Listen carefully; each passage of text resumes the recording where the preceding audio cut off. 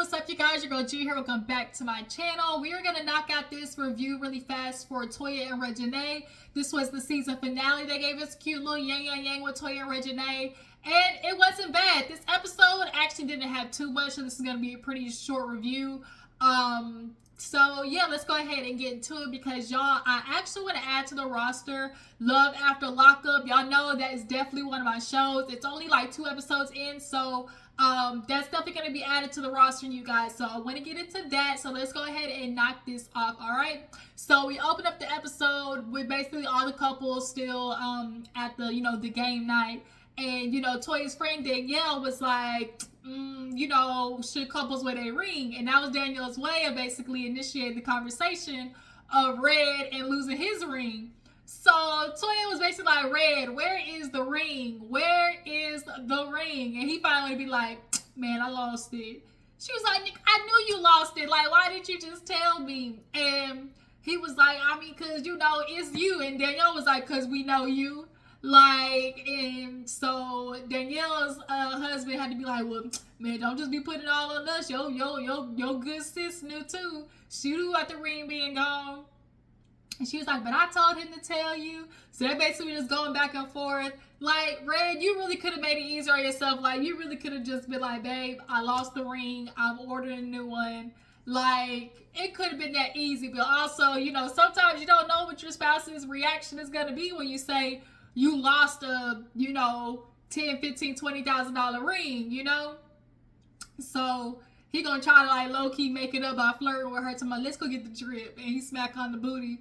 He said, let's go get the drip. And so they go over there and they basically reconcile. So you guys know that what's her name? Reginae has been wanting to move to LA, and so she's discussing basically with her friend like how she'd be sad to move to LA, and of course family and friends is not gonna be there, and how she's always been wanting to go to LA, and her and Armand discussed it. I do find it a little interesting, watching my good eye about Reginae moving to LA, and she's admitted that this is a conversation that her and Armand had in the past. So y'all drop down in the comments. Do y'all think like a part of Reginae is moving to LA? Yes, because she's been wanting to move to LA, but also because Armand might play a little piece in her moving to LA. Do you guys feel like that might be a part of it as well too? So yeah. So what also was super cute was Red and Toya. They we're on the way to Josh's graduation. She's graduating high school, and of course Toya's just super excited. She's had her for 6 years, ever since her brother passed away. And then unfortunately though, Josh's mother's not in the picture, so I'm wondering what's going on with Josh's mother. Is she for the streets? Is she a crackhead? Is she both? I think she also just gotten comfortable with Reginae, seeing her lifestyle and her daughter being taken care of. But the fact that she's still not there, physically to offer that, support is a little sad, But Red and Toya are doing a good job of just kind of like filling that role in, giving, man and woman, ideal, idols to look up to, just mentors, So Toya's like, girl, I'm gonna embarrass her. She got little, face cards and everything. But Anita is MIA. And so it's kind of like, now where's Anita at? Because you her grandma. It's your grandma. That boy, that Nola accent, grandma. You Josh grandma. And so she's like, she been MIA. Can't nobody reach her, BD, Casey. They've been texting and no replies. So Toya is thinking like, well, is it because, last time we went to the doctor, been trying to get her to take care of her health, and she ain't seen her since then, so she don't know if it's that, or if, did she fall off the bandwagon? You get nervous when somebody's, a recovering addict. Like, when they go missing, your first thought is to think like, gosh, like, they back on this stuff, on them drugs. So shout out to what was that, Bell Collective? If you watch Bell Collective, you know what I'm talking about. Back on them drugs. So yeah, everybody was just concerned. But they go to the graduation, super cute. Josh looked adorable. They were screaming, cheering, clapping, you know. So Toya and Red have been discussing, you know, having another baby. And so she goes over to our friend Danielle's house, of course, and she basically fills Danielle in on Red being serious about having another child. You know, Reginae's moving for LA. Joshé's graduated. She getting ready to go to college. And so now they're just left with Rain. And so that's making Red, you know, want a baby like even more. And Toya, I think, was kind of like, you know, I'm good. If we do, if we don't, but mainly if we don't, like, I'm okay. But, you know, she is leaning towards having a baby, but the problem is, she tells her friend Danielle, like, I haven't been telling nobody, like, I think my fibroids are back. Now, come to find out, when they had Rain, they went through a lot of issues. I guess she had a C-section, and then the C-section on top of already having surgery for the fibroids, like, it was a lot, you know. She couldn't work, she couldn't move. Like, people really do underestimate, like, how serious, like, childbirth is. Not only just giving birth to a child, but when you have a C-section, like, they cut your stomach open, and then they gotta sew it back together. And so that is something super serious. Like, you put your life on the line every time you give birth. And I just don't think men especially, like, realize that.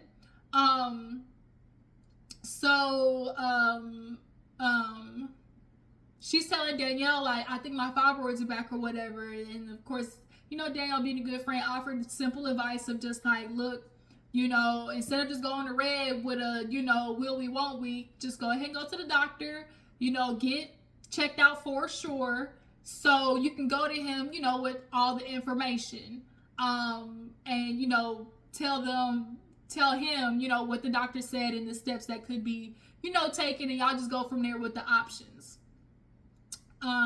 So Toya, she sits down to talk with Beatty, just checking on her, and they start talking about Anita and how she's MIA, and how Beatty, you know, how she is with her boyfriend Rick, or Godfrey. I don't necessarily know if they got a title or not.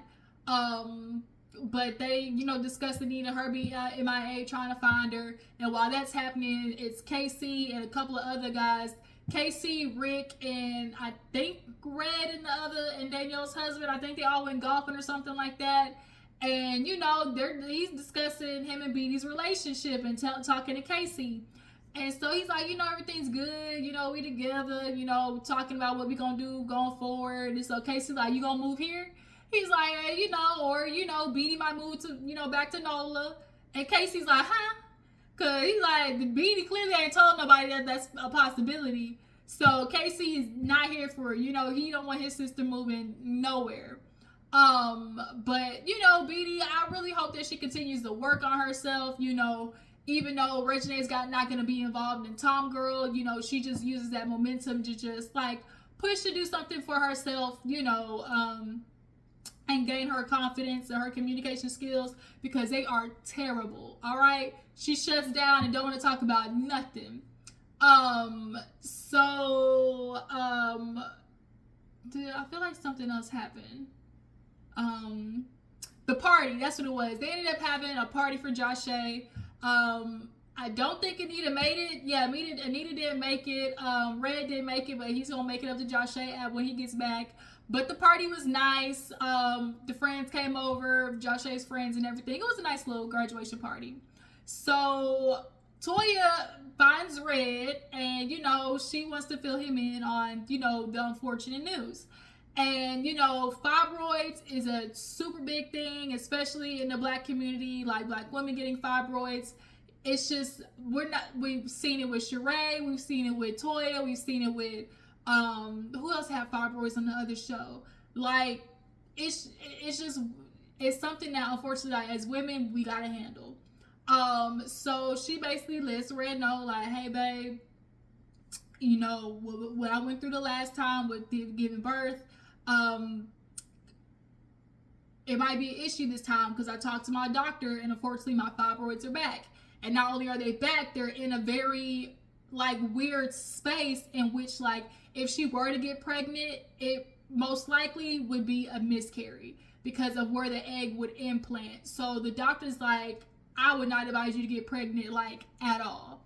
So, you know, she tells Red that news, and of course Toya is sad because she's like, I just don't want to deal with this again. She clearly has PTSD from the surgery that she previously had, and obviously trying to recover and all of that stuff. She just was crying, and Red was consoling her.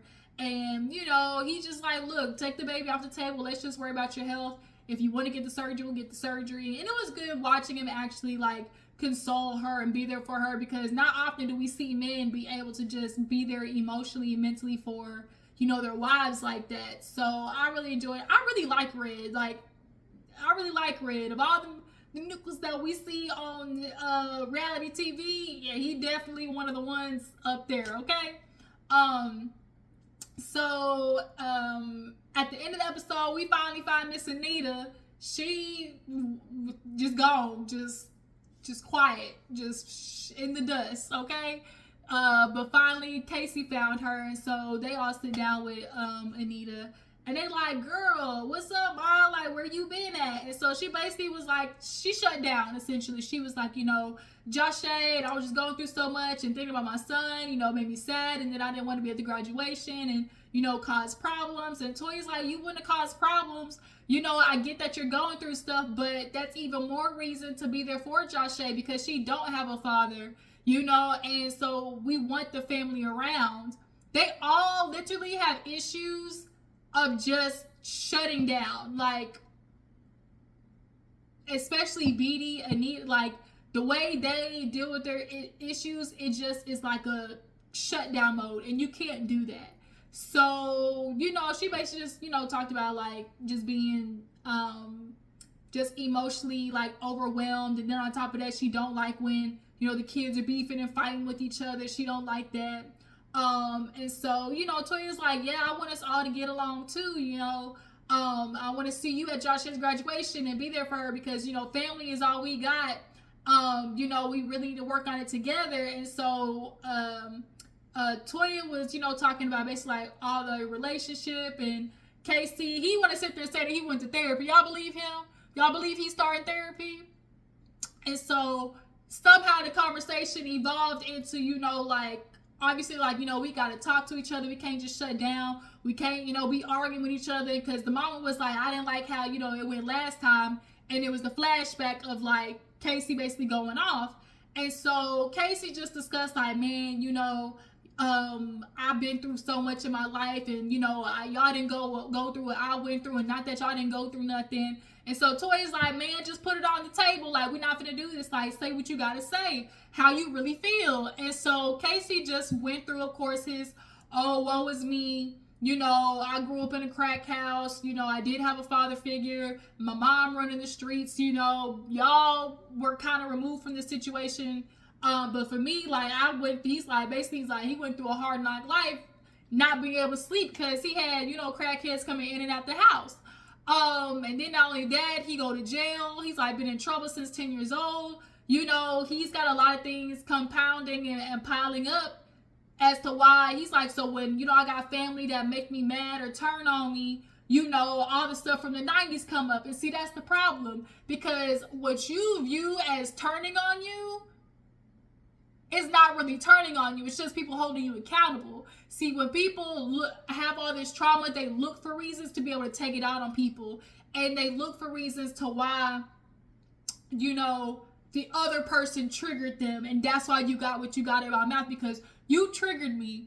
And so it's like, no, that's not how it works. So what if you're triggered? You don't get to talk to people the way you talk to people. So he giving the, oh, you know, and then the jail, and it was so hard for me, and then y'all was in the house, and, you know, y'all was removed from it, and I constantly had people banging on the door, you know, like all that stuff. And so Toya was like, I get it. You know, Casey, you went through a lot, but what we not finna do is act like we didn't go through nothing either. Like, y'all, she putting that beating. Casey was like, y'all at least had each other. You know, I was kind of, you know, alone. And so I wanted all of us to have like true, genuine love as a family. you know, and be, you know, just enveloped, you know, around each other. So she's like, there's a lot of things that I went through that I don't even talk about, that I don't tell nobody, you know, but the difference is, like, I don't be verbally abusive to people. And so Toya starts crying, and she looking at Casey like, the stuff that you say is rude, and you don't think about how it affects people and what you saying to people and how that makes them feel, because he don't.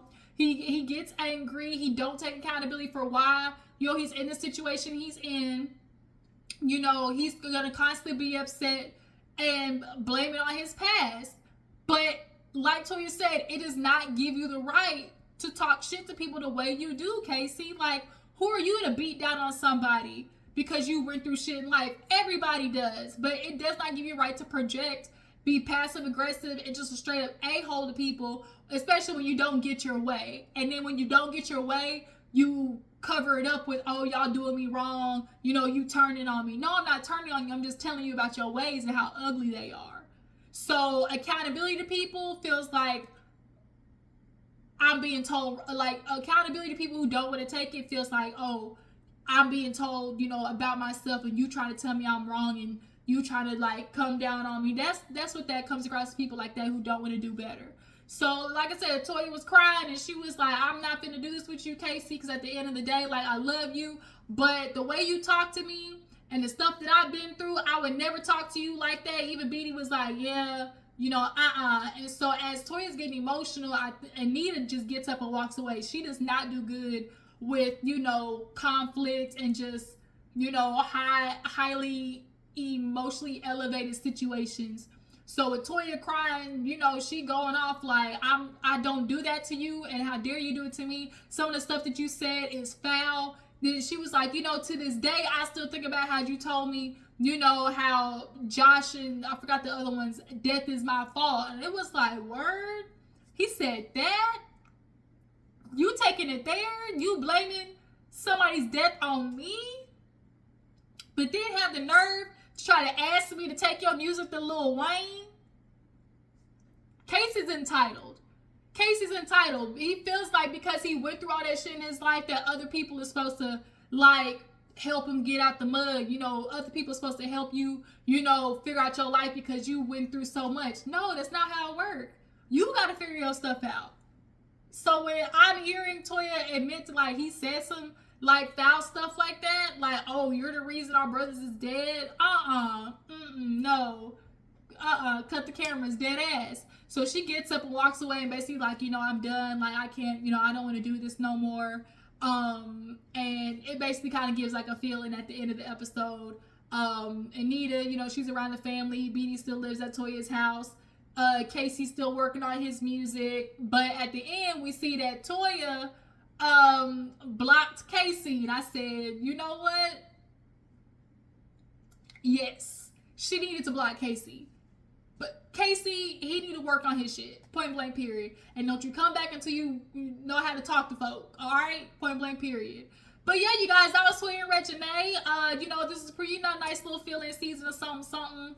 But I'm definitely going to get into Love After Lockup. And y'all be tuned for tomorrow. I'm going to go live to talk about Ebony K. Williams, Erica Mena, you know, the Real Housewives of Potomac trailer, Brittany renting her 35 bodies, you know, a lot of stuff, you guys. So y'all be sure to tune in to the live tomorrow. Check, you know, keep a lookout for the notification. I appreciate you for tuning in. Make sure to follow me on Instagram and Twitter, and I will catch you guys later.